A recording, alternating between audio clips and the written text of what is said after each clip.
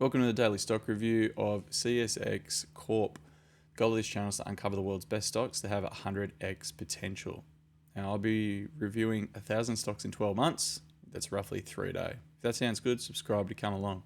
Who am I? I'm an individual investor on the journey. I'm just 2,500 hours in over the last 7 years. I'm sharing the lessons along the way. Here's my investing process. It's got 5 steps. I'll go over how I came across this stock and what our 5-minute check is to see if it's worth looking at further. Learned from these guys. They've left some pretty good breadcrumbs to be able to follow, and that way we can follow in their footsteps. Now, if you want the free sources that I wish I had when I was first starting out, there's a link in the description to those, and they're all free. So jump onto those. Let's get cracking. CSX Corp is a rail business, so it owns trains that go on the tracks, and then they also own some tracks as well. This is their network that they own. You can see that it's got a pretty good density around the east coast of the United States, and so lots of routes there, intercities, etc. Where I came across this stock, I did some other United States, Canadian railway businesses yesterday, and all I had to do was pretty much look up, even just typing into Google, what are the competitors of that business as well. And so I got a few more business ideas to review just out of that. Now for my checks, for this 5-minute check, what I want to do is review the financial statements, just to see if I can see anything that's interesting to have a look at further. So the things that I'm looking for is mastery. Has the business mastered its customer? Is there a moat around the business? So moat being number 2. It should have some pretty good either operating and net margins at the end of the day. And 3 is management. So I want to see that management's been rational with their money. So we can usually see that in the cash flow statement. So here we are on our income statement, going from year 2023, 2024, 2025. We can see that the revenue has stayed fairly flat. If anything, there's a small decrease. Total expenses 9.2 and 9.5. So we can see that they've increased over time. Our operating income, we can see that for pretty much $14 outlay, they're getting to keep about $4.50 at this stage. Now their net earnings at the end of the day is another important number, and we can see that that has decreased a bit over the last 3 years. So what does that mean for us? Well, it means we're going to have to look at the cash flow statement just to make sure what that trend is at the moment. Then we also want to see that for every $14 that this business gets in revenue, it gets to keep roughly about 3. So a little bit, it's definitely more than 10% margins, but it's nothing crash hot. It's nothing that's exploding out. So really we want to go and have a look. And there's no, significant revenue growth, which we wouldn't expect for a very asset-heavy business to be experiencing a huge amount of growth. So let's go and have a look elsewhere. So I just want to have a look on the balance sheet and just see if there's anything that looks out of the ordinary. So we've got accounts receivable. Total current assets is in millions. Yep, 2.5 billion. We've got properties. So the owning the land and assets around the railway line. So 52 up to $53 billion, and then accumulated depreciation. Interesting that they've added those 2 lines there. What else we got? Properties. Okay, so properties overall is 35 to 36. Total assets comes to $43 billion. Now let's have a look at what they've got. So in terms of debt within the company, casualty, environment and other reserves, long-term debt is $17 billion up to $18 billion. So that's not a huge amount, but it's still pretty high considering the amount of income that these guys are getting. So we'd want to have a look at note 10 and just see how that debt is distributed. Are they going to have 18 billion of debt due within 1 year? That would be more of an issue than just having, $500 million in debt due each year, and it's distributed over the next 20 to 30 years.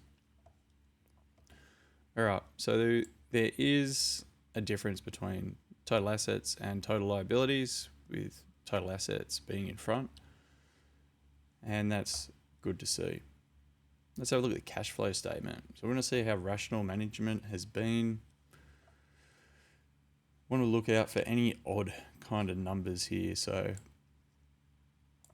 income and other taxes payable has fluctuated through the years, being a large positive and then negative. That just means that value is going to jump around a bit. And then we get a net cash provided by operating activities, and it has been decreasing. So that's not really a good trend. Between these years, like the revenue growth had slowed down a little bit. There may be a description from management team saying how or why that is. But remember that results speak for themselves, and we should put a little bit more weight behind those instead of talk at the end of the day. What else have we got that's interesting? So purchases of short-term investments and property additions. So property additions being the main one. So most of this cash that the business has generated is going back into that, as well as share repurchases in the financing section. So they're buying additional properties. Now, what can be hidden in here is also, if they're buying equipment, they also need to maintain the rail lines, and also if they own their trains, etc. as well, they also need to pay for maintenance of that equipment. It doesn't just come for free. So a portion of this won't be property additions, it'll be actually property, plant and equipment. And so some of that will be maintenance, and then some will be actually expanding the empire, so to speak. Now, what else has the business been doing with that cash? It's put the rest into dividends paid. So dividends, providing that some of that extra surplus cash back to shareholders, and then repurchasing its own shares.